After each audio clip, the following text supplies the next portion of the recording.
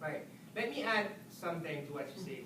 When you are doing research, look at how he reports the student voices. I say reports. Then he goes on to analyze and interpret them. So he did not change the wording. Whatever the students said, he did not edit what I'm assuming he did not, based on the raw description. It's not your job to change your participant voices. That was the word. So he basically says the way it is. If you're gonna try to distort what they say, then that you're not doing research. Because you basically report what they say and then you analyze them. And I think that's what it does. I mean, the language that he used, that necessarily is language. The language that he used stems from the findings. Does that make sense? The word primitive is I don't know. I don't know if I would use the word primitive. I think it was rich. I mean, I would not say primitive. He didn't want to sugarcoat anything. Why would you sugarcoat? If I'm doing research and I said these motherfuckers, so you're not gonna use the motherfuckers. You're gonna use a different word because motherfuckers is a bad word. No, you should not. I mean, if the student are referring to those teachers as those motherfuckers teachers, it's not my job to change that word. I'm gonna put it the way I heard it, the way they said it. Now you can do some critical analysis saying that, well, the students seem not to show enough respect to the teachers by using that word. Does that make sense? But it's not my job as a researcher to take out those words because I don't like them because they're not appropriate. Does that make sense? So I think that's what he's doing. He's not changing anything. I mean, all those sweating, I mean, the kids sweat a lot. They sweat a lot. And what do? Do you sugarcoat what they say, or do you actually report exactly what they say? And that's what you do as a researcher. Is that a decision the publisher makes too, or does the publisher just go with what's always with what? I mean, if you want to keep it real, if you want to keep your research original, then the publisher should not change the editor, or they should not change that. Yeah. I mean, if your participant says something that's not comprehensible, that you cannot comprehend or doesn't make any sense, you might ask them to clarify, what do you mean by this? Then they give you explanation, otherwise you put what to say.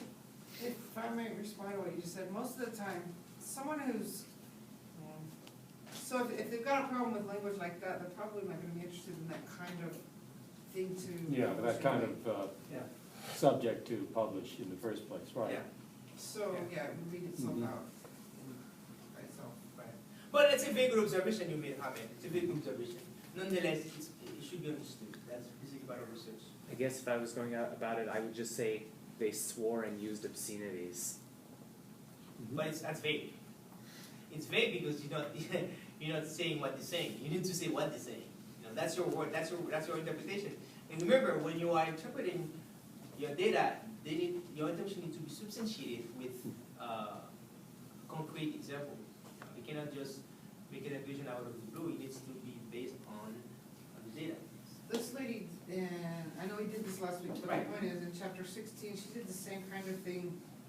She would give what you're talking about, she would give an excerpt of the conversation and then say, it was evident by I could look for an example, but it was evident by these words, and she would name whatever words they were, that the attitude of the group was such and such. And so, I think that's what you're saying. You can have a footnote explaining, if you want the reader to understand the full context, you can have a footnote. But your job as a researcher is to, whatever your participants say, that's what you go by. You don't try to add, make it beautiful, look fancy. If it's wrong, it's wrong. So it's real. It's real. It's real. I mean, look at the words that the students use to describe their experiences. They swear a lot. I mean, I was shocked. I mean, and the way they talk about the teachers, the school. I mean, that gives you a real picture of what was happening. Haven't you had students like that? Huh? Have you ever had students like that? In high school? Yeah. Absolutely. I had a student, actually, when I was doing that research, I started with one of the students, and she would talk about her family at home. She said, oh, Mr. Pierre, you would not come. Almost every day there's a revolution in my house. What do you think she meant by revolution? Chaos. People always fighting. Oh, my father was fighting with my mom. And she used the word revolution. Now, if I were to report that, I need to sort of give, maybe like use a footnote explaining what she meant by revolution. Because given that Yeah.